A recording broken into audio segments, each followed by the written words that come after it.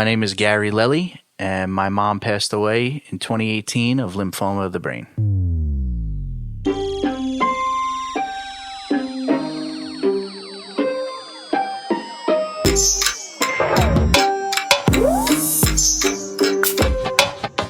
Yo, this is David again. Welcome to another episode, and this is actually the second attempt with my man Gary over here. So let's see how this one goes. We got a little touched up, as you say, right before the episode started. Smoked a little number, touched up. Bing, bang, boom. That's where we are right now. So Dave, listen, hit record this time around. Yeah. This time we're actually going to record it. Supposed to just talking to each other. We're not doing it a third time. Yeah. At this point, I don't know. If you're going to do it a third time, you just do the story. There we go. I'll get it back to everyone in a better way. But so let me give you the proper introduction. My man Gary is not only a businessman, he is an hilarious comedian you can find on Instagram at Gary Leli Comedy, correct? Yep. And the only thing I do have to say is when you go see him live over here in LA or wherever he's going to perform, just make sure to put your phones away and don't go to the bathroom in the middle of his set because he's going to call you out for it. So Gary Leli, ladies and gentlemen. Gary, what's up, man? Pleasure, man. Pleasure to be here. Yeah, so I'm excited to hear your story about your beautiful mother. Yeah. And I'll let you do the honors of kicking it off. Yeah, so my mom was my best friend. My hero. You know, my mom was the superwoman. She could fix any issue, any problem. And, she was like that to all of her children, and a beautiful wife to my dad, and a very successful businesswoman. Started her own business when I was probably about 9 or 10 in the bridal headpiece business. Mm-hmm. And the way she got into it was she started making communion headpieces for the girls that were in my class as a 7-8-year-old. Oh, that's a nice in right there. So then my mom started to get asked, would you do wedding headpieces and whatnot? And she was like, oh, I've never done that before. Next thing you know, she's in the business, and she built an incredible business, which my sister has now taken the reins on and ran with it and doing a really nice job of it. Very nice. But in 2013, she got sick with lymphoma of the brain. And we had noticed that she was just kind of walking off balance and she wasn't herself, slurring her words. And so she ended up going through, 8 or 9 rounds of chemo, inpatient, outpatient. And by 2014, the beginning part of 2014, she was great. Mm-hmm. She was kind of like back to maybe 75% of herself, which was good. And then we had her great for about 2 years. And then in late 2016, it just kind of started to go sideways, and it took over her whole existence, for lack of a better term. And then 2017 was just a bad downhill from there. And then the early part of 2018, April, actually next month is 2 years. Okay. And actually Friday was her birthday. But in April of 2018, she unfortunately passed. So what was the first impression of that? Like, obviously that's something that comes out of the blue. So what was your first take when you heard the news? And then what do you guys automatically go to battle mode? So that's interesting you asked that. When we first found out, my brother was with her. He had rushed her to the hospital and noticed that she was terribly off. Mm-hmm. And my mom was the type of woman that she would take an Advil for anything.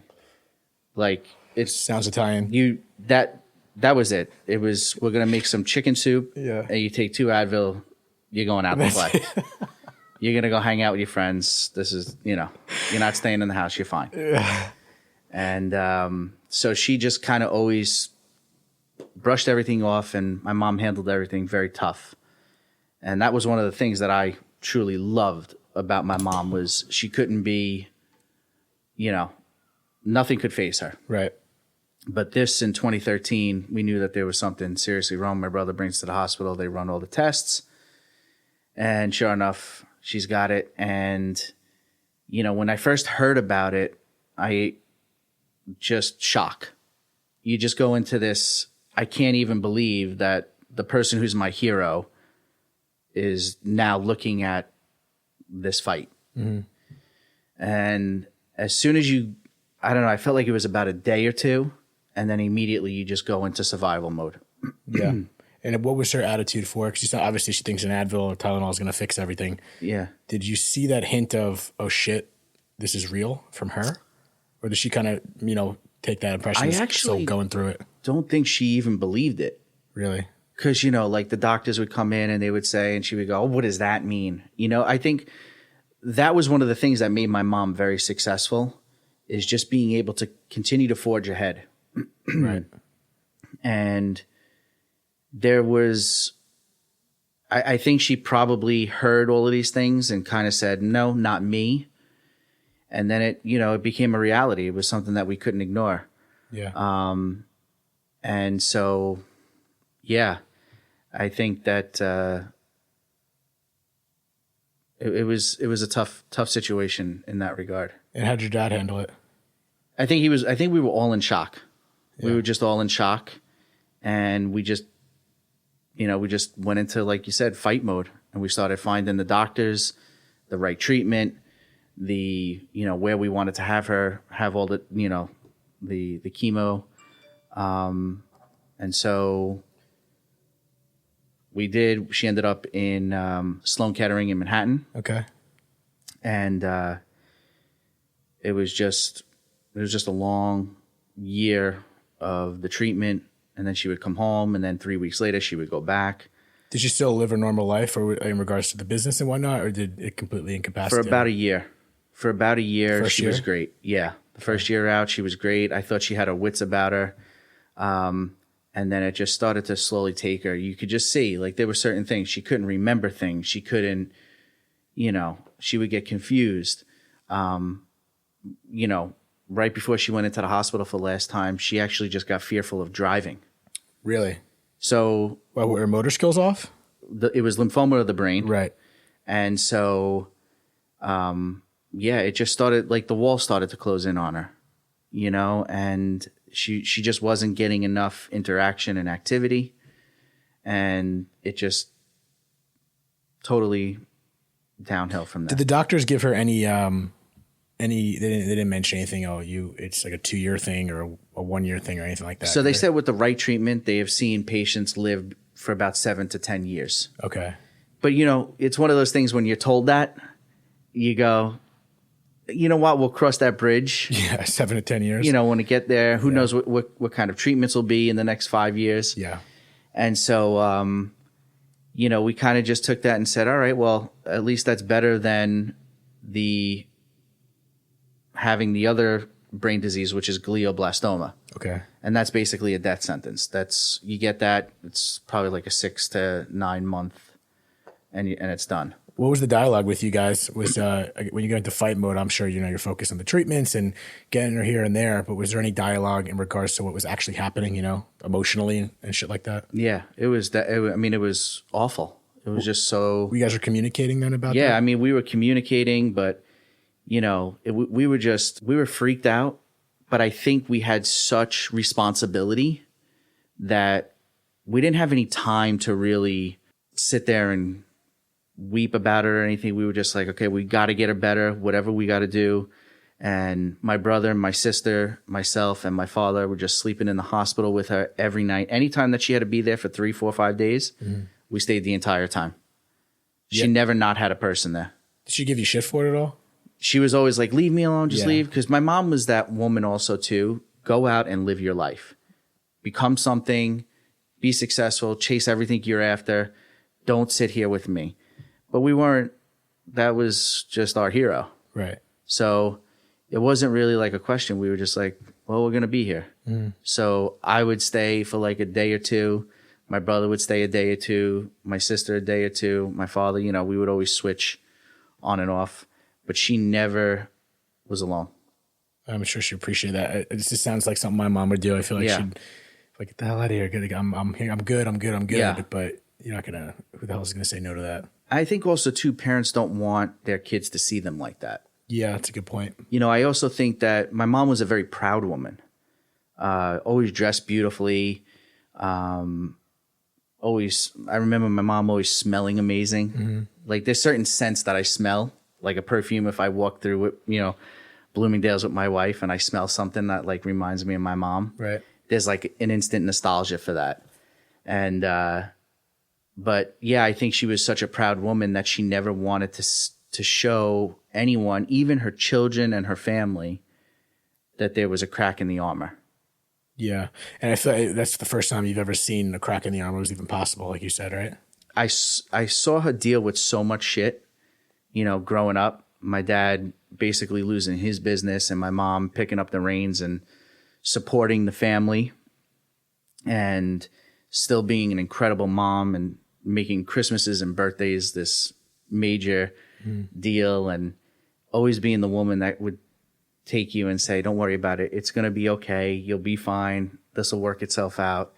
And always gave encouragement. So I saw my mom go through so much and never saw her fall. And this was like, wow. You could see it. You just saw it, or is it the way she was talking to you? Yeah, you could see it was just taking a lot out of her. You know, my mom wasn't the same woman. She was always trying to be that same woman, but it was just to the point where the disease, even when it was in, we'll call it remission for a year and a half, my mom was a different person. Like I said, she was probably about 75% of who she was, which we thought was good. But there was confusion. There wasn't as much as the sharpness because my mom was like a tack. Yeah. You know, she knew everything. Yeah. You know? I mean, I didn't know your mom, but I feel like do you get what you got with your mom, did you say? Are you more your mom? Yeah. Yeah. My dad is he's a great man, quiet, reserved. Yeah, you're not quiet and reserved. No, neither is my brother or my sister. Okay. So, my mom was very outgoing, built a business, networked with anybody. She'd walk into a room with 50 business cards, give her an hour, they were all gone. That's great. That's who she was. But my dad is just a very simple, you know, quiet, reserved, cool guy. So did he handle it with composure? Like, what was the dialogue with you and your father? Because I can't, you know, everyone handles it differently, but how does the husband and father of that situation handle this? That's an interesting thing because my dad and I were, for probably the majority of her illness, at odds. My dad and I. We would talk. We would kind of acknowledge each other, and but there wasn't really a relationship there. And you know, I felt like my sister and my brother and we were taking the majority of the responsibility in the situation and making decisions, and you know, and again, my dad was a great guy. Right. He's a great man. Like would harm no one, but he's just not the type of guy that takes the bull by the horns. Yeah. So my mom entrusted her children. And so we were just making decisions that we were just like, wow. Was it amicable? I mean, I feel like sometimes when there's that many cooks in the kitchen, even if you're family, how is the process of making these decisions when there's three of you? Believe it or not, it was pretty simple. I love that. You know, because really it was just in the best interest of her. So I think we were able to come together and say, okay, so here's the situation. She can go through this type of treatment. She can go through that type of treatment. And then we just, you know, obviously discussed it with her. And she would deflect to us a lot and go, what do you think is the right thing? Like, you know, because she was just so scared at that point. But it was pretty easy to talk to my brother and sister and my father. We knew what we had to do. Yeah. There wasn't really a lot of battle between that. You know, towards the end, it got a little chaotic because she wasn't able to stay in the hospital and she had already been bedridden for like 8 or 9 months. And so we had to have all of this like hospital equipment within her house, like, you know, a Hoya lift and, you know, wheelchair and all of this other stuff that was just insane. And so at one point she got better, correct? Like how she did. What was the time? Like a year later? So yeah, she had the treatment for like 6 months in 2013, early part of 2014. And by spring of 2014, she was good. Like they said, like not coast is clear, but they didn't see anything on the imaging, on the MRIs, the CAT scans. So they were like, we're really happy with, how it's reacted to the treatment. And you have to come back like every, I don't know, I think it was like every 45 days to get an MRI just to make sure. And, back in, I guess, like I said, late 2016, something had reappeared. Okay. So they ended up putting her on this medication that was, it was just chemo in a pill form. And she was taking that. And I actually think that made her quite buggy for a little while because she just wasn't reacting to it good. And I think it was just too much. And, it was just a thing that the disease just took over. Yeah. It was just, there was nothing that we could do to help it. Like doctors were coming to us and being like, for her to go through another rounds of chemo, she's probably just not strong enough. But what about her headspace? Like, was she consistent the whole time in the sense that was there any like level of confidence? And then when the remission happened, like where was her level of confidence in just where she was health wise and her ability to get better? Yeah. So she was, one of the funny things is my mom always wore stiletto heels. That was her thing. And the entire time that she had to go into the hospital, like I said, was like 4 to 5, maybe 6 days at a time, every like 3 to 4 weeks. She would walk in there in her stiletto heels. And the nurses and the doctors, wherever, they would be like, oh, well, you can't wear your stiletto heels. It's against hospital And she would just go, oh, fucking leave me alone. She goes, you take all the fucking blood out of me. You think you could just let me wear my fucking shoes? That was my mom. That was the best. So she kept that throughout. I mean, obviously she wore the hospital gown with the heels on. Yeah. I go, Mom, what are you doing in here? And she's like, I don't give a fuck. They're not taking my shoes. That's how she was. Very defiant. Yeah, that's an East Coast But that was Italian. a thing, East Coast Italian, but also too that made her great in business was her defiance. Right. Like she never took shit, never took no for an answer. So I would come in like after work and my brother or my sister or whomever would be there and they had gone down to like get a coffee or something. And I walk in and I just see my mom reading a magazine in this like hospital gown or whatever. And she's got her heels on. She still got them on. And I took quick notice that was just her way of controlling something. Right. It was like, you know what? I don't know what I'm going through right now. And these shoes are my identity. It's who I am. And I'm not letting them take that away from me. And I was very proud of that. Yeah, it's a big move. That speaks volumes. And my mom was just, she wore nurses out. I was going to say, did she give a lot of shit to I feel like she has that funny attitude where she'll be giving shit to the doctors. Doctors would come in, Dave, right? And they would go, oh, Mrs. Leli, how are you today? And she'd go, I'm here. How the fuck can I? Like, that was... And I would just go, hey, doctor, she's not feeling it today. Maybe come back in like 45 minutes. Maybe. That'd be a better time. Yeah. You know what? Why don't you go have an orange juice and a coffee? Come back maybe, hour later. Because they would do that. They were like, oh, we'll just come back. No big deal. They got to the point where they were like, yeah, we're fine. We'll note it in the file and then we'll have your doctor talk to whomever, right? So it seemed like she still kept her core. She didn't, she was like a wolf in that hospital room. Anytime she would walk in and even when somebody was like, hi, how are you? She'd go, oh, fucking great. Back here. And then like people would be coming in and stuff. And she'd go, look at this. Look, could you imagine? This is where I am. This is where I am. This is what she would do. That's amazing. And I would go, I know, Mom, but let's just do what we have to do and let's get out of here. Like, and she would go, I don't even think I have it. I think everyone's fucking lying to me. Yeah. She had like the hand sanitizer everywhere. I thought that's what an Italian mother would do. All they do is come in here and give me medication. All they do. That's my mom. That's brilliant.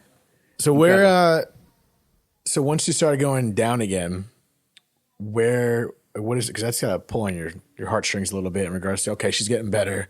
And then you hear the news that she's going, she's not doing so well again. Mm-hmm. What does that happen to the morale? It's a torpedo, and, I know how tough your situation is with your dad. I've said this before. I don't know if you're going to lose someone, is it better to lose them quick, or is it better to have them for some more time, but you deal with more? It just lingers. You get to the point where you say to yourself, is it becoming inhumane to just try and keep saving this individual? Are we even doing the right thing by them? And I think we got to that at the very end. In our heart of hearts, we knew, she needed to go to a better place. So that was a decision at one point where to take her off the medication or no? Yeah. I mean, it was, in my opinion, I think if you would ask my dad, my brother, my sister, they may give you a little bit of a different answer, because I had the last 5-6 months I hadn't moved out to LA. So I was going back and forth, and they were there primarily. But I just felt like the last 3 months that we had my mom, I felt like I didn't think she was going to come back. So was there actually a moment of decision there where you guys had to come together and decide do you want to end your life off the medication, or do you want to continue to fight? That was like a genuine question that you guys had to discuss. We had a conversation with one of the head doctors of that unit there.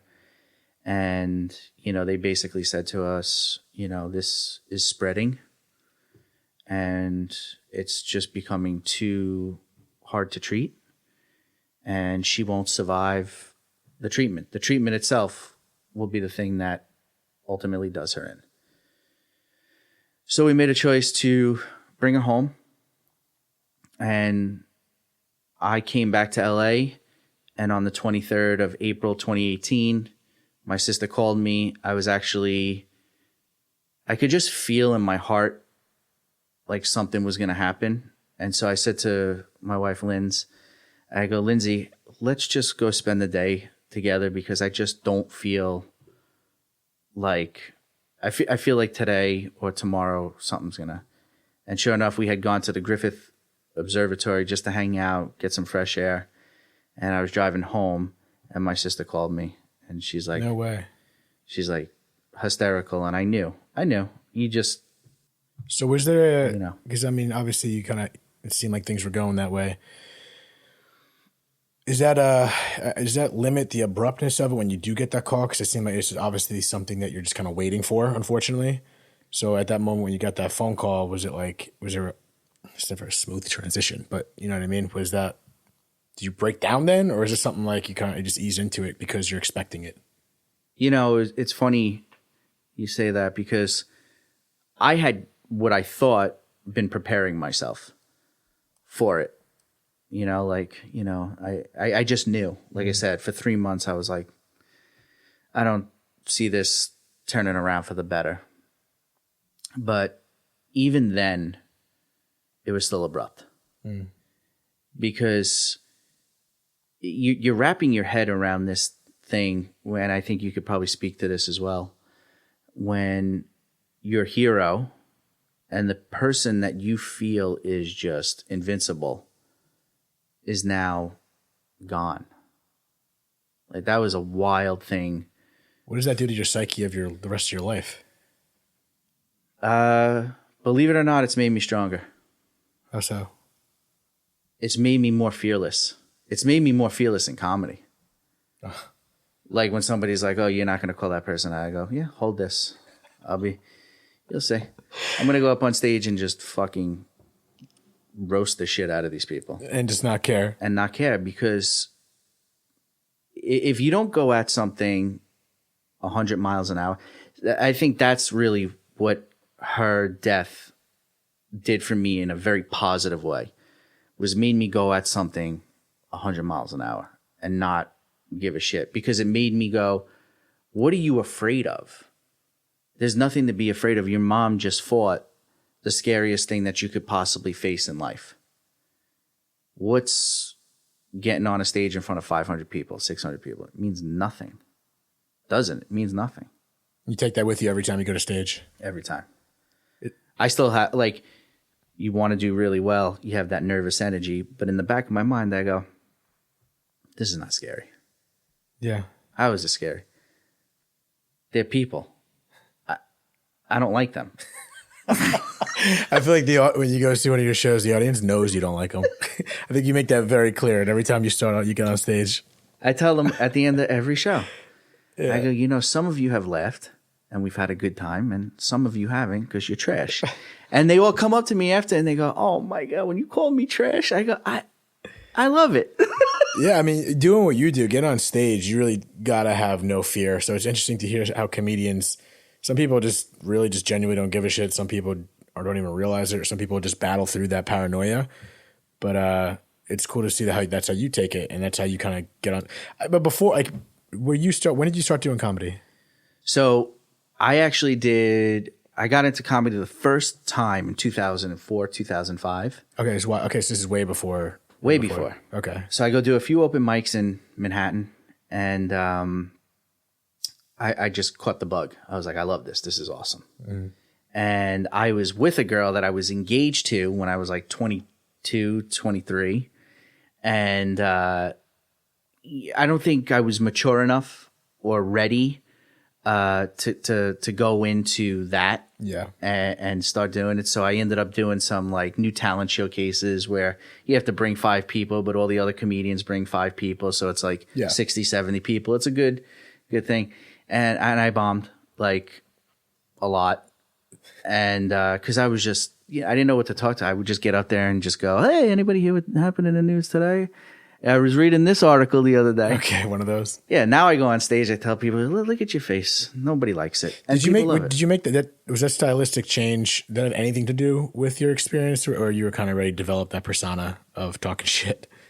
It came with a little bit of age, and it also came with her passing. And you think that was just the fact that your mother instilled that in you and you saw what she instilled through her battle, or once again, it was just the fact that you lost your mom and you realize how fragile it is? Like, what exactly from it made you fearless? Is it just because she battled it, or is it just the fact that it doesn't matter anymore? Because I've watched her battle so many things. I've watched her be on the ropes money-wise. I've watched her be on the ropes with, the house potentially going under, and she fought everything. I mean, she made money. She saved our family. She was the provider. She was the one that put me through college. She's the one that is the biggest cheerleader of her children. And so I felt an obligation a little bit also to just, like I said, go out at 100 miles an hour. And so when I got back on stage, because I only did it for like 5-6 months in 04, 05. It was not enough. It was a little, I'll try this. Mm. And then in 2015, I went back to it, and I was like, because it just kept calling me. Like, I just was like, I need to go back. I need to go do it, do some open mics, do some shows. And I finally did it. And her going through what she did for sure gave me the courage to do that. Yeah, because that was right in the smack middle of it pretty much, right? It was right, yeah. And she came to my first show. Oh, no way. At Gotham Comedy Club. And my God, I was so nervous because I invited like 25 people. And I had not done it in 15 years, 10 years, whatever it is. And so she comes and she's literally sitting like diagonal. I could see her like the 3rd row right to the side. And I had, by the grace of God, the most incredible night. Like, I was doing crowd work. I was like, I never did this 10 years ago. Yeah. Like, this is the first show I'm doing since 10 years ago.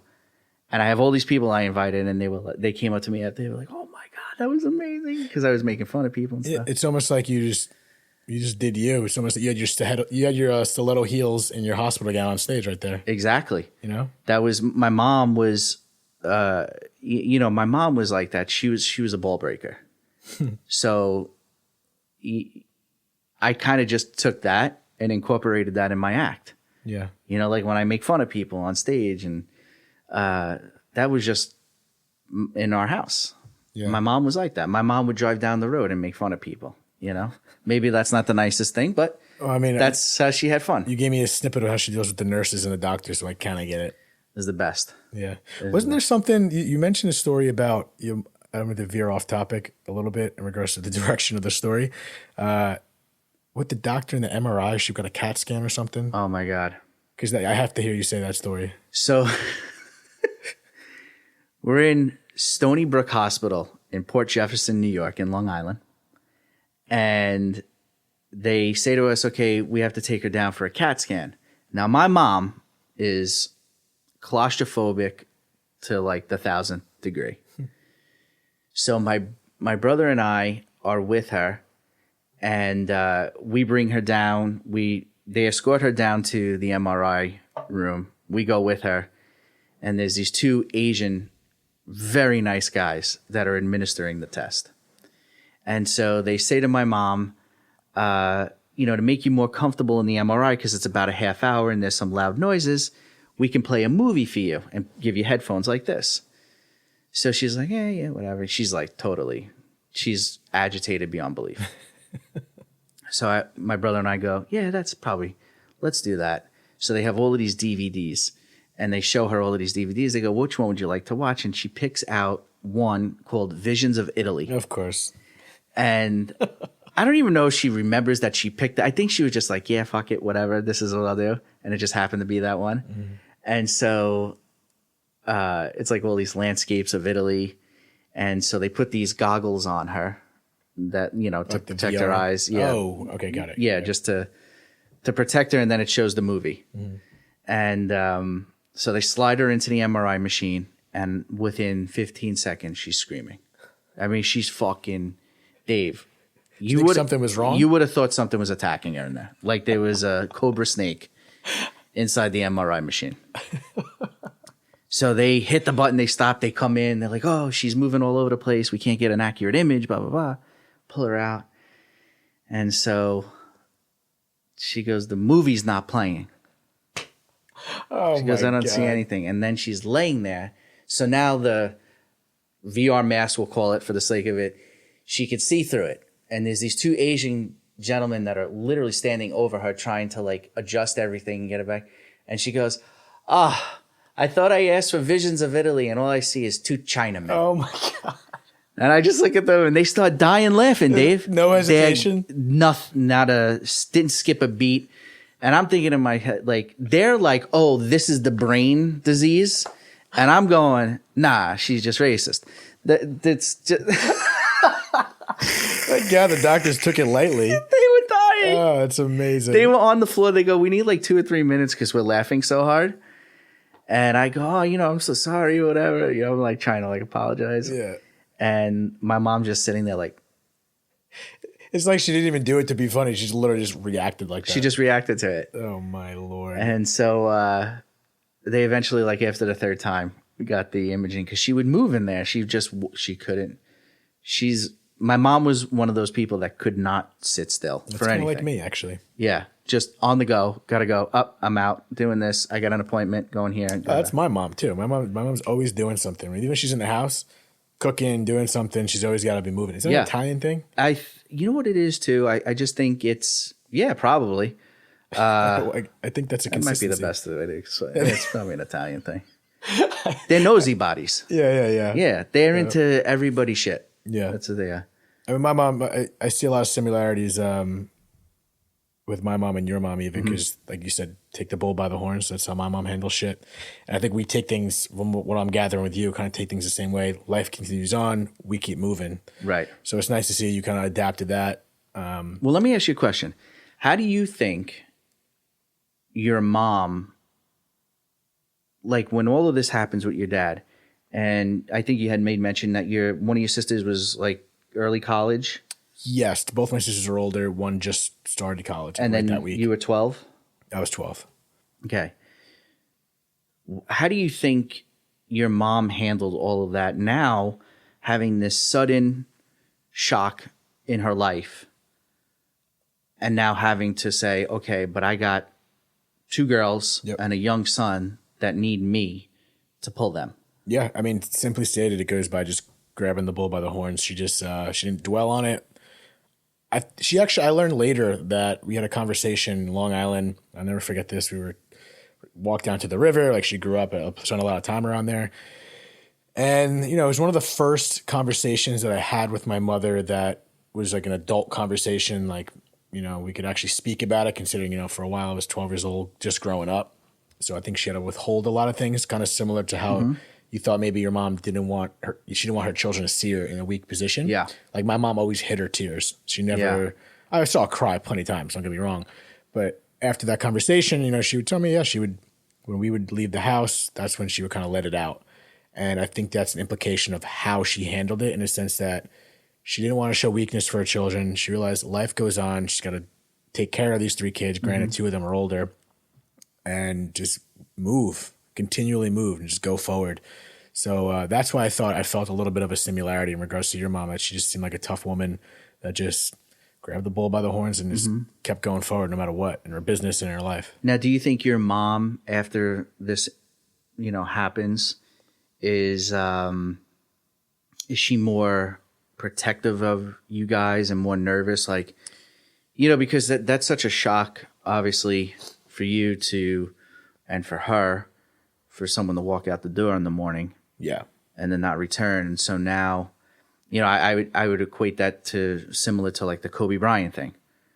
Like your mom was in the same position basically as his wife is now. Yeah, and I just wonder how someone handles that, and like, how did you even handle that? Like, do you think your mom changed? No, that's the thing. I don't think she changed. No, I think my mom is just she's a survivor. Okay. And she's very, what I learned from this, I always, thought about this and would love to have a mom like this. And it turns out, she was the same person, but in a sense, she's always just had it in her. That's just who she was. And I think anything she did in life kind of had a similar thing. And in regards to her being like more concerned about, I just lost my husband, I'm really going to really protect my kids. I think she was always like that. She was always, you go outside, wash your hands, nervous type kind of thing. And she's still like that. But she didn't change. No, she's just an incredible adapter, and she's just incredibly strong. So I think she just went forward. That's all she did. She knew that's all you can. What can you do? So it's like when you ask, she just picked up the pieces, and that's it. And but it's interesting because I was blessed that I had a mother that went that direction, because I've heard stories of people in my life, and I've seen it anecdotally, of a sense that some parents go the wrong way. And then I've heard that from close friends of a mother that didn't really go the right direction. And, it left a lot of the cards on the responsibility of the kids.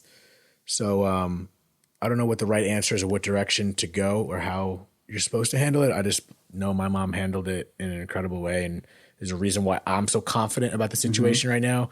And I believe where I am at with the mental space and all that is because of the way she handled it. But I think it go both ways. Sometimes if you move too fast, it doesn't give you a proper time to let it process. So it's like, I wonder if that really messed me up.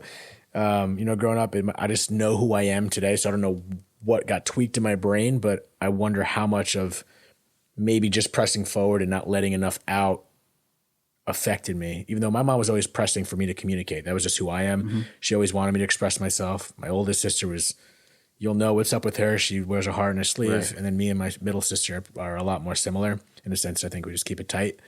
But no, I mean, me personally, I was at a younger age. So just the way she handled it, I couldn't be more thankful. Yeah, that's pretty cool. But it's back to what I was saying, back to you were saying in regards to you were in survivor mode moving forward. So when it did happen, did you feel like you had any times from the diagnosis to her passing of mourning? Do you ever felt like you let anything out, or were you just like, are we just a macho East Coast Italian? Like I feel like I am sometimes and don't let it out. I'm very emotional. Yeah. Like that's just, I'll cry. Like, I mean, when I was younger, I cried when Hulk Hogan lost his world championship belt to the Ultimate Warrior.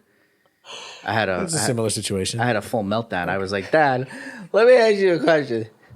But like, if they fight again, like Hulk Hogan gonna win, right? I had a full fucking just meltdown. It's good. Yeah, it's good. So did you let it out? Yeah, you let it out. I let it out many times, even till this day. When she passed, I didn't. The entire time that she was so-called in remission and then kind of went downhill in the later part of 16, 17, and obviously 18, I I never gave it thought that we were going to lose her. You never gave it thought that you were going to lose her? Never. In that 4 years, that 3-4 years that she was alive. It was just the last 3 months? It was just that last 3 months I just knew, because she had not walked in like 8 months. She was in the bed. It was just taking its toll. And generally a very positive outlook the entire time? I don't think it was always positive. I think it was more like, we're not going to let anything beat us. It was kind of the, like how an athlete would go into a game. Even if you know you're outmatched, you still go, we're not going to lose. Of course, yeah. It's good. And so we kind of had that mentality and that thought process. Including her, your mom? I don't know necessarily. She did like a lot of denying, like even when she was healthy for the year and a half, really good, she would always say stuff like, oh, they told me I had this. She handled it that way by just constantly just mind over matter. My mom was always using that word. My mom would say stuff like mind over matter and pull yourself up by the bootstraps. That was her answer to everything. And besides Advil? I was just going to say, if you had a headache or some other ailment, you take an Advil and you move on with your day and you don't fucking bitch about it. I'm surprised she didn't tell the doctor that, excuse me, this is not Advil. We told her, Mom, the night before we had initially brought her to the hospital for the very first time, she was just slurring her speech and she couldn't cut her dinner. And she looked at us and she goes, I'll be fine. I just have to wash my hair. Oh, man. That was her. She was such a gamer. It was like almost like she could walk off anything. That's the cool part, because you said it was the first time, you when you see your superhero get chipped in the shoulder, you don't expect it. But she maintained that same attitude. Even though she was struck, she didn't give a shit. Yeah, she didn't even believe she had anything. Do you think that was a benefit to her of that mentality, or do you think it kind of... That's a tough... It's a tough one between like mind over matter and, and then pushing it aside and not accepting it. Do you think she accepted it, or do you think that was just part of her game? I don't think she ever accepted it. I think there were moments where she had this... like when she was getting the treatment, the chemo treatments and stuff, she would say stuff like, they're just poisoning me. They're just poison. Like she would say stuff like that.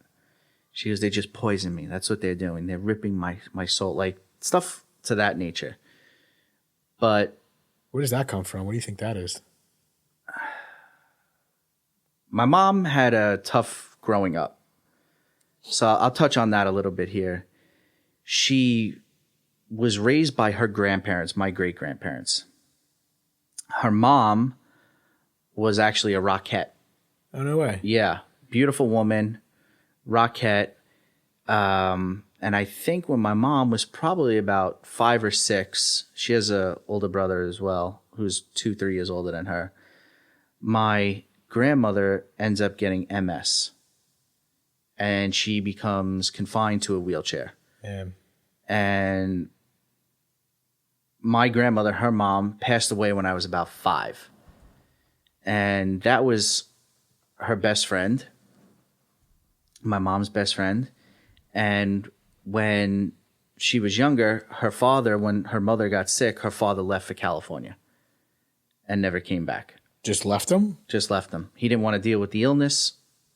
And so he left his 2 kids. And thank God for my great-grandparents, because they were the ones that were like, we'll raise them and we'll take care of our daughter who is now confined to a wheelchair.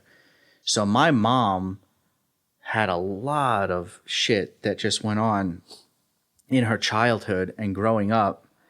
And then she ended up marrying my dad, who was really, really amazing to her and was also very kind to her mother, who was confined to a wheelchair, and my great-grandparents, as they lived till about 95. I was like 14. And so my father was always bringing them to doctor's appointments and doing, and I think my mom was really attracted to that about my father. But then she marries him, and he had a sister who was addicted to drugs, and she was dealing him out of the 2-family home that we lived in.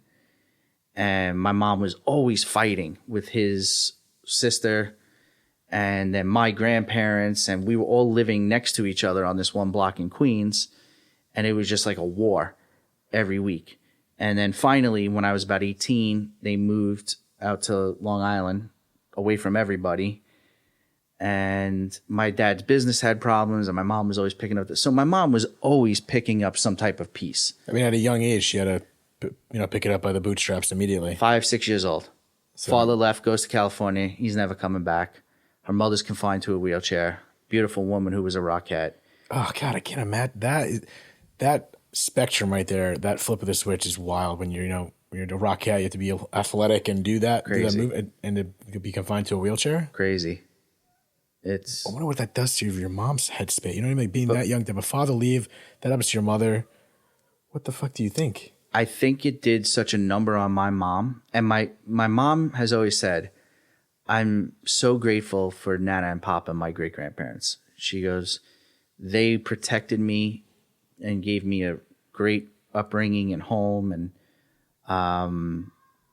but I think my mom dealt with a lot of shit from childhood, of seeing her father walk out and never come back, and her mom being confined to that wheelchair, and then my dad's family, and then the illness, and she just never addressed it.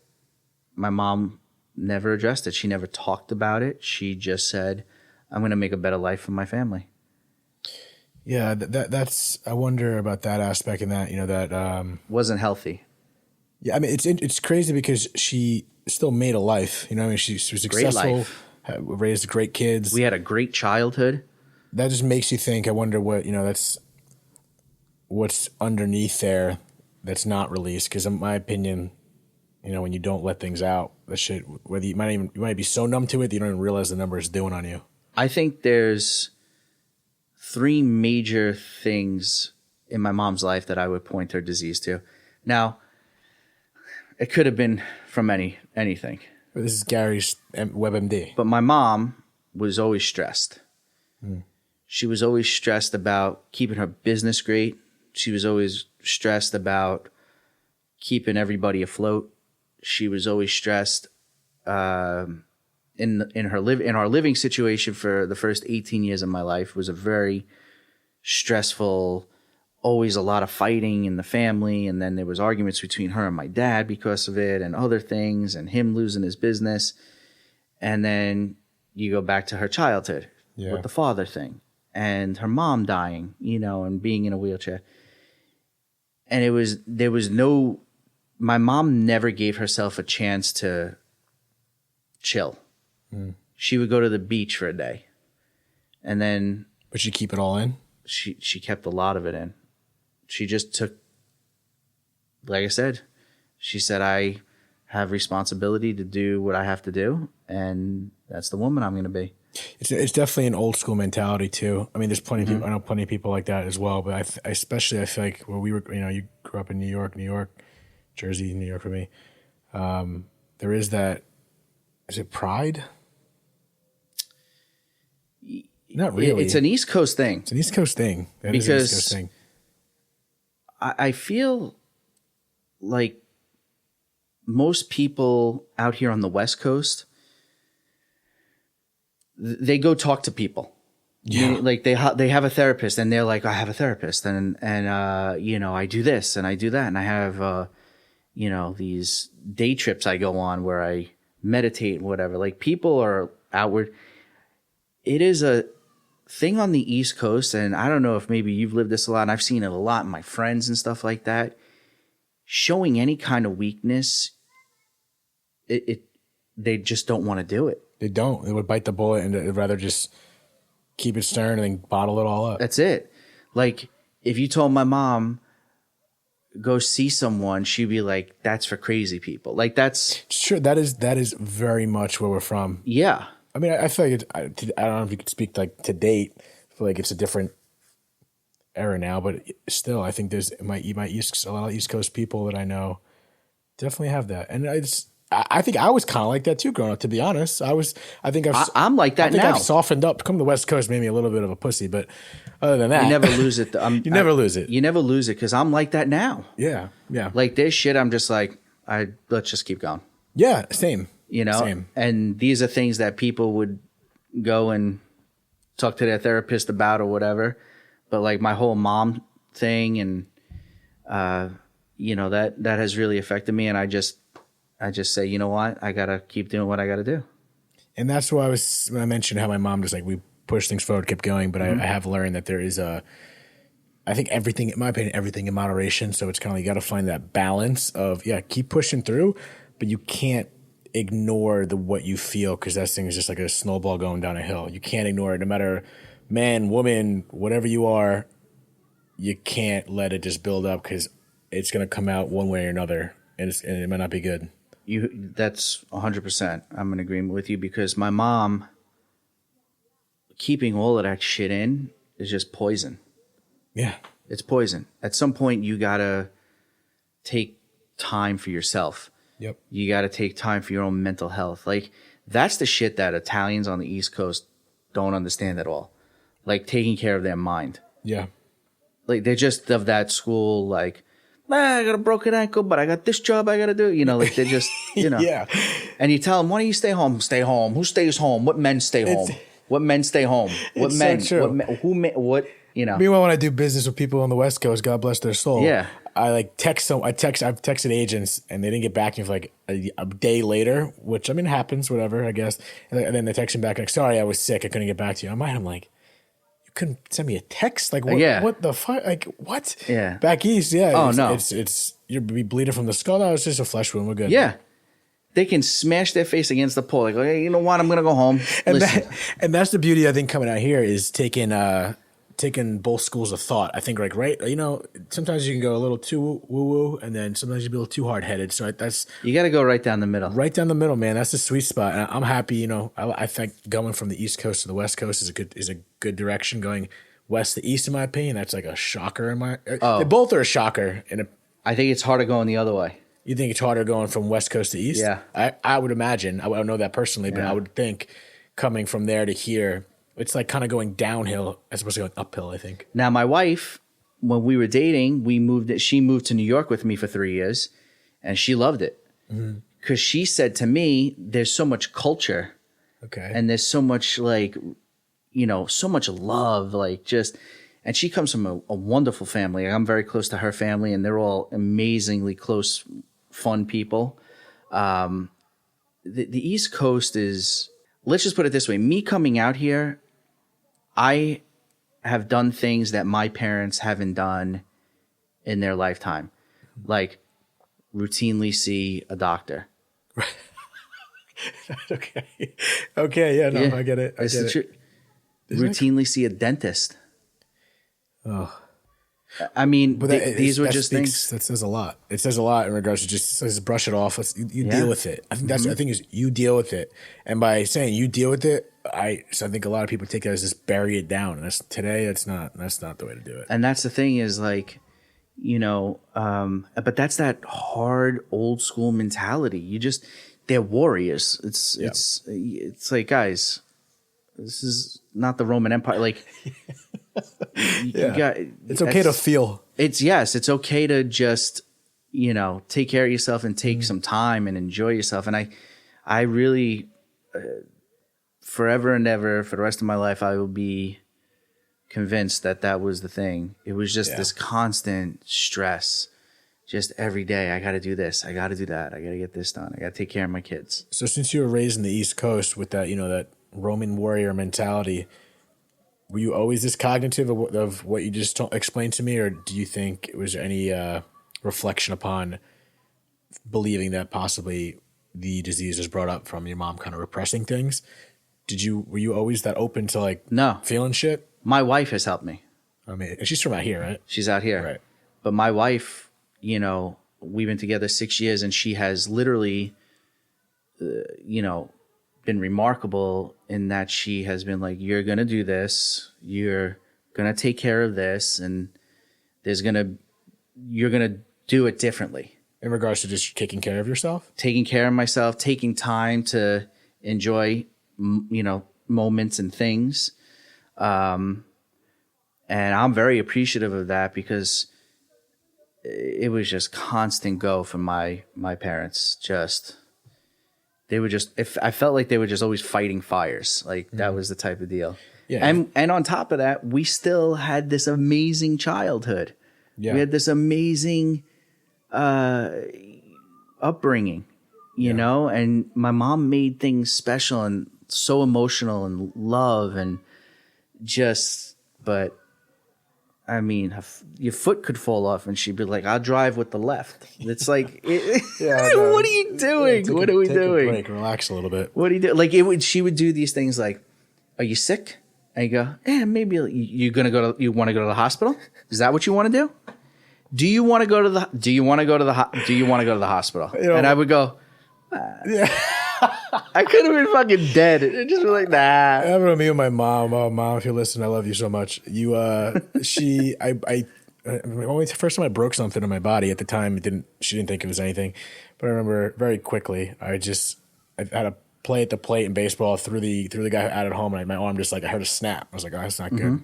And I go home, I was like, Mom, I think my elbow really hurts. Like, nah, you're good. Just don't worry. I think she's not a believer in the Advil, ironically. She's like, don't touch that shit.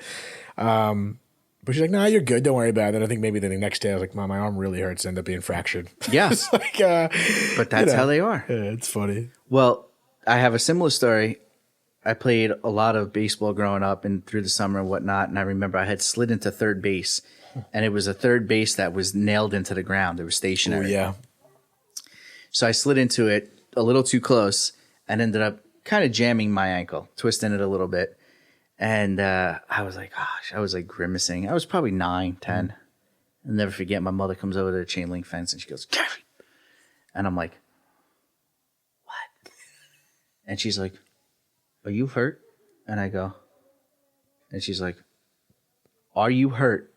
And I'm like, and she goes, you have two choices. Either you keep playing or we go to the doctor. But she said the doctor and kind of like, you'll be a pansy. Is that where you want to go? Yeah.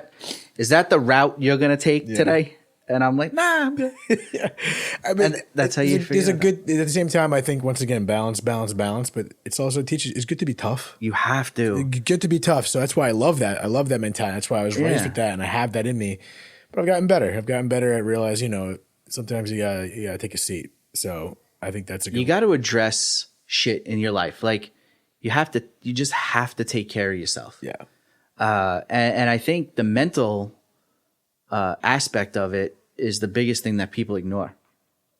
Like people go to the gym 5 days a week, but they're fucking deranged. Yeah. And you go, that's a part of this, Yeah, that's a really good point. It's a really good point. I think people forget or just don't even understand how it's kind of this psychosomatic aspect of it's just body, but it starts up here. I mean, literally, if you don't have that, you're done. Literally. I mean, literally, you're done. If you have that, what the hell are you? You just, if your own well-being, mental well-being is not in check, you can't do anything. But you can't build a business. You can't do anything. I mean, I'm on your page in regards to thinking about a doctor, but you live life with so much stress. I mean, your body doesn't know the difference. If you're thinking about it constantly, your body thinks it's happening right now, and that's putting literal stress on your body. Yeah. And I mean, that's how most diseases start, from stress. Yeah. From my understanding of it, from my layman's terms understanding of it, stress is a real fucking thing. And a lot of people, like growing up, used to think it's like, oh, it's hereditary, it's this and that, which there's exceptions to that, of course. But a lot of it is just what we're just building in our head and why it's so important to just let things out. And it seems so nominal, but just literally talking about it. You don't have to. Some people are like, I don't even know how to talk about it. You just literally just talk about it. Whatever the hell you're talking about, that's a relief, and that could add years to your life. And that was the thing I think from my mom was she never talked about it with anyone. And then as her kids got older, she talked about it with us. Talking about what exactly? Well, she would be like, "Oh, your dad and this, stuff like that." Same, yeah, I understand. Or my father and all the shit that bothered her. She would talk to us because she could have an adult conversation. Right. But that wasn't really addressing it either. Right. That was more just like, which is okay to do, is the venting part of it. But there's a lot more to it when you have to overcome shit. Yep. You know, you can only suppress it or vent about it for so long, and then you actually have to do something about it. Right. Otherwise, it swallows you. Yeah, I think a big step is just not denying it. That's the hardest part. You know how many times we lie to it's just a weird thing that we lie to ourselves. Think about that. Like, I understand maybe certain situations you got to bullshit someone else in the right way. But at the same time, like, what the hell are we doing bullshitting ourselves? Literally just an internal conversation. Why are we bullshitting ourselves? It's crazy. There's a comedian. Her name is Jessica Kirsten. She's actually hilarious. And she talks about how she lies to herself. She goes, I've been on Weight Watchers for about 3 months now. And she goes, they give me this form that I have to fill out at the beginning of each week. And I have to write down calorie intake or what I ate. Mm-hmm. She goes, I had 3 ice cream sandwiches. She goes, but I convinced myself to write 1. What is that? It's because we don't actually want to believe, I think, what the reality is. And I think there's a fine line between that too, because ignorance is bliss. I get that.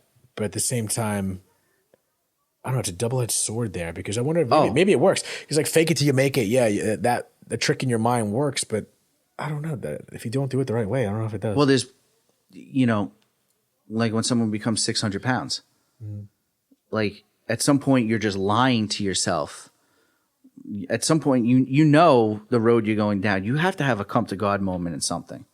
Come to God moment, yeah. Where like, hey, shit's not working out right. Yeah, and I wonder, I think deep down we all know what we're supposed to do.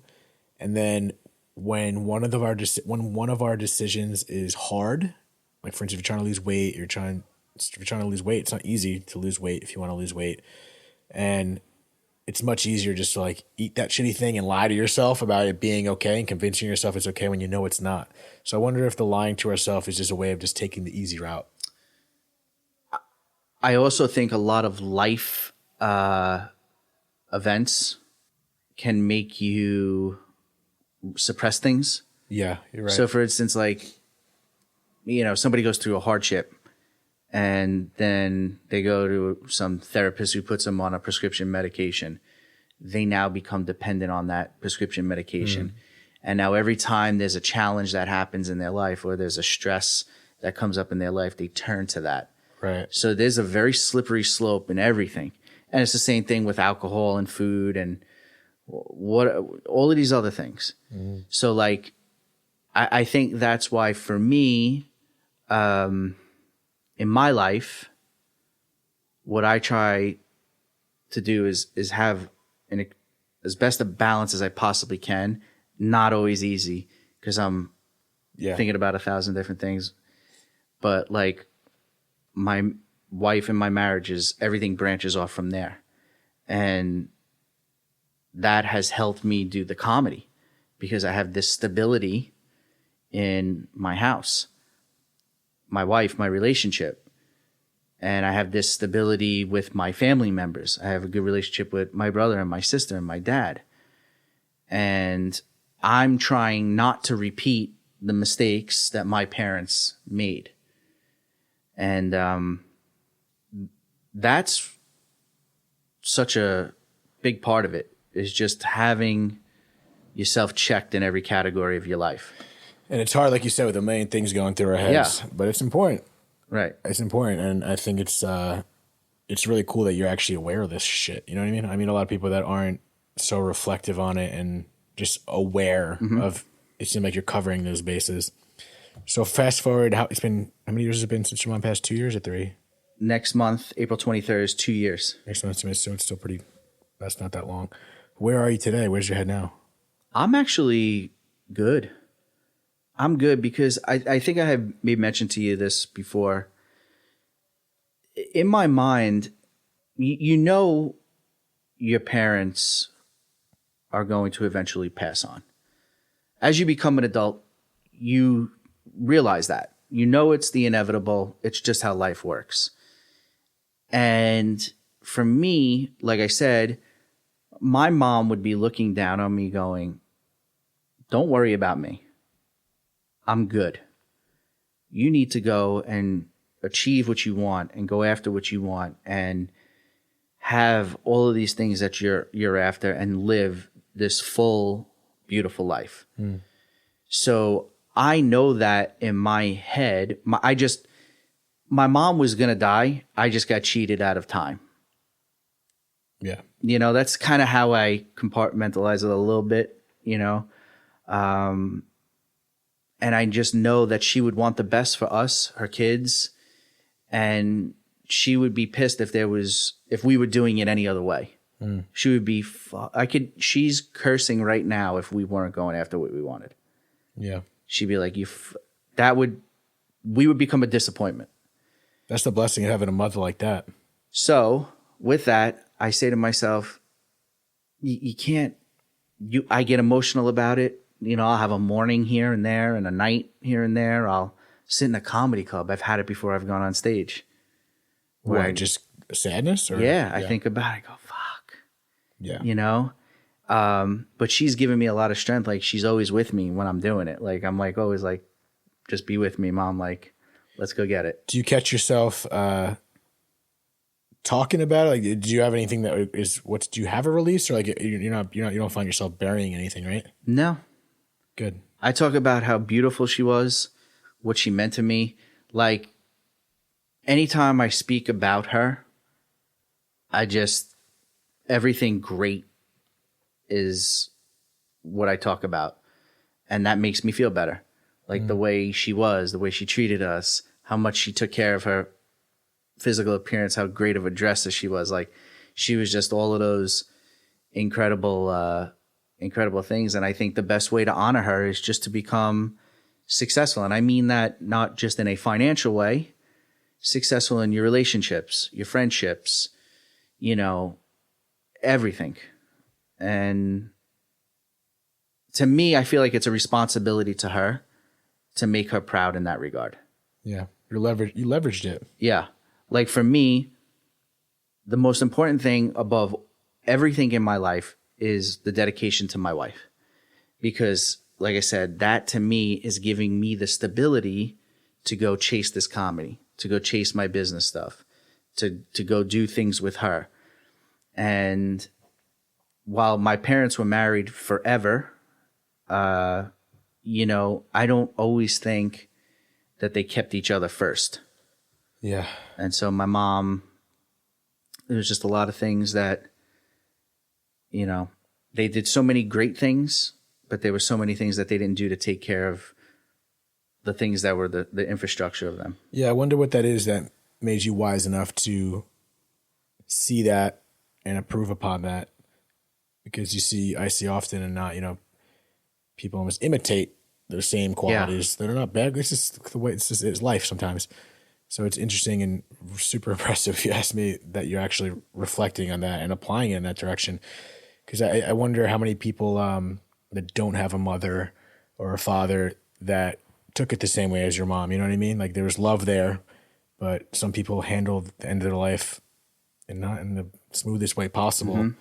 So to not have the same motivation that you had, I just wonder where life would go. And I think that about me too. Like, if I didn't have a mom that kept it so upbeat and got to move forward, I wonder if I still would have taken that upward path. Like, I feel like I try to drive forward in life and keep moving positively because of my mom.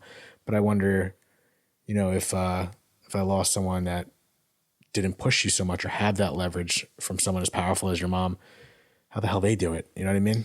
Yeah, it's really, you know, I also think it's a little, you inherit some of it. It's in you. Yeah.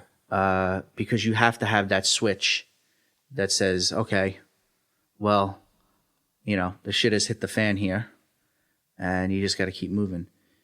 You know, I actually think the Kobe Bryant thing is actually a testament to that. You know, that's an individual who faced a lot of shit throughout his career and just kept going. No matter what. No matter what. Mm. You know, you blow out your Achilles, you go do the rehab, you come back. You lose Shaq as your teammate and you go, you know what, I can do this on my own. I get some other players and I can make it happen. It's this constant moving forward. And, you know, I think that was what my mom would want me to do So that's why I do it. And the best way, like I said, to honor her is to just become successful in the categories of my life. There was things as my parents did a lot of great things, and there's a lot of things I look up to them and go, man, they were awesome. And there's a lot of shit that I go, that wasn't, I would do it differently. And so that's what I'm trying to do, is the things that they didn't do great, I'm trying to do well. But it's not, no one's perfect, and we all, Yeah, you're tweaking the wires, you're tightening the screws, and it's good to see that. I mean, like I said, 2 years is not very long.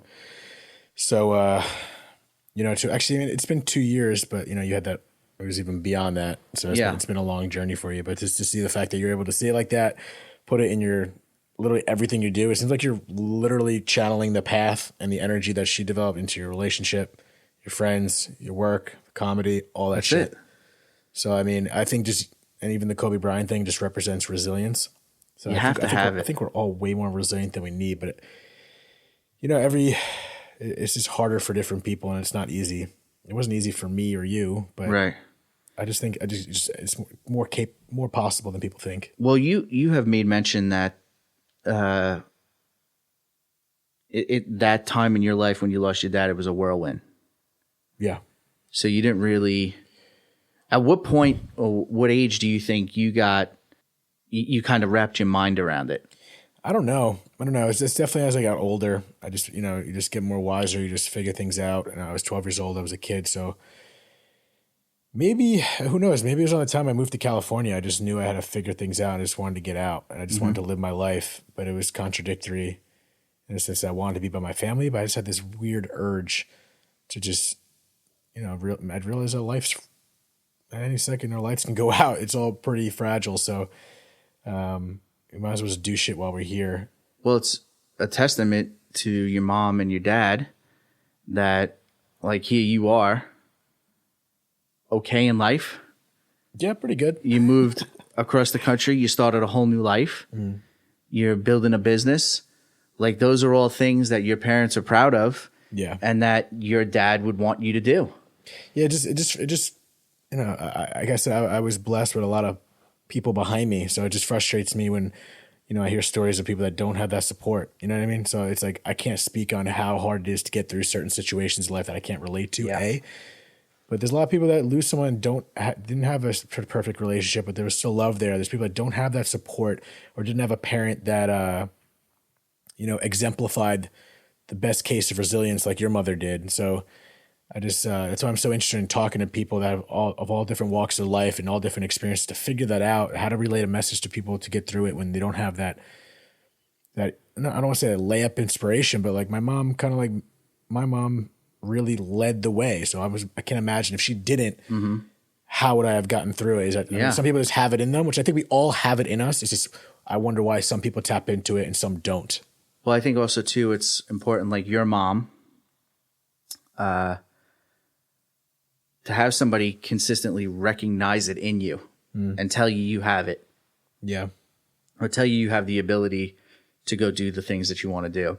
Yeah, that's why I feel like I had a handicap in regards to getting through it. Like she was pushing me forward. So, but it's that's what I'm hoping people listen to your story, no matter what situation you're in, is just the fact that you're pulling really great things from it and going up, going forward. I'm hoping that's what other people can apply, even to my own knowledge and lesson here. But I think it's just really important that anyone is listening to just listen what the frig you're saying. I said frig because I've been cursed. I realize I curse a lot. I also don't give a shit. So I probably did that like 7 or 8 times. I think you did it in like one story. I was like, I can't. There's no, especially talking to someone from the East Coast. I can't keep it. There's no way I can possibly restrain myself. So I mentioned in another episode. It's just, sorry guys, my podcast. This is who the hell I am. So deal with it. Well, people on the West Coast, for the most part, don't really curse. It's like almost like a bomb went off when you say something. I see it in people's face. Yeah. I'm like, I know I got to adapt to the scenario, the situation. So I get it. You got to adapt to the audience. We use it as an adjective. Exactly. And it can mean everything. Yeah. Right? Like you had a new kid. Oh, nice fucking kid. Yeah. God bless. God bless. I'm like, you get a new car. Fucking car's nice. Right, fucking A. Look at it. Exactly. Look at it. It's not. It's only you'll know when it's disrespectful. Yeah. You'll know. It comes across a very different tone. Listen, I'm not trying to curse. I don't curse in front of kids and all that crap. I get that. They'll figure it out on their own. But I don't know what the hell I was getting off here. But my main point was I just like the fact, and I love the fact, I respect the fact. I don't know you that long, but proud of the fact that you're able to just to pull all those positive things and tweak things and tighten certain gears in your life and use it to your benefit. And that's what I'm hoping that people can do and just not go to the wrong path. And you're just a perfect example of how you did it. I appreciate it's only that. 2 years in too. So things evolve. It's going to change. Yeah. Like, as the years go by, I look forward to speaking to you the more our friendship grows and just, you're going to evolve. You're going to learn even more. I'm going to continue. I continue to learn things 18 years down the road. So that's part of the process. Well, I think also too, what's important that a lot of people don't recognize is you're responsible for yourself, and you owe it to yourself to make your life good. What in your opinion? Because I agree. How would you explain that to someone who's just completely in the shitter and say you owe it to yourself? And what if someone just says to you, yeah, but I just lost everything. Why do I still owe that to myself? What is there? You know what I mean? Like when people get to a dark place, I don't know what to say. I can't speak to that. Yeah, I can't speak to that because there are people who have suffered insurmountable loss, and that's a hard thing to tell. I don't know the answer. But you have two choices.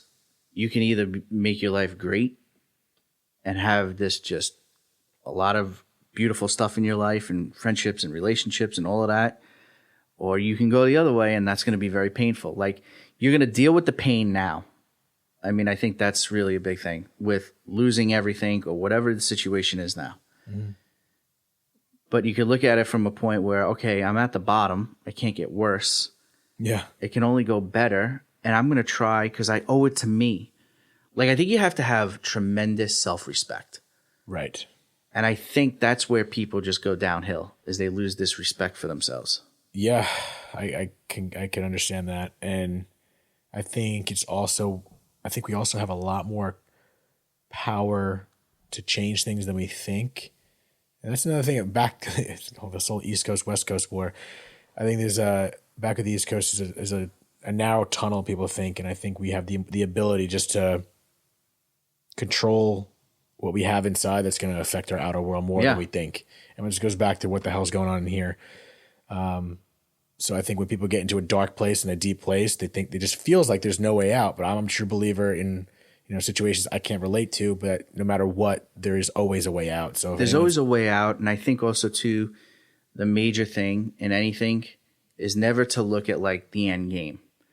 Meaning, like if you want to be a comedian, right? And your ultimate goal is to like do Madison Square Garden or the Staple, whatever, a theater. And you're at the beginning stages of it and you're like performing to 4 people in a room. Yeah. You should have it in the back of your mind. That's where I want to be. Yep. But you really need to focus on the now. I agree. And tomorrow. Because you're not going from here to there overnight. Right. It's not happening. But if you go, all right, you just take it in chunks, weeks, months, and say, okay, so I was January, I was here, December, I got 300 mics / shows that I did this year. Yeah. X amount of hours. Now we move on to the next year. Yeah. And you just slowly do it. And I do believe you get a lot of enjoyment out of the, I hate using the word process because everybody uses that, but the ride. Yeah.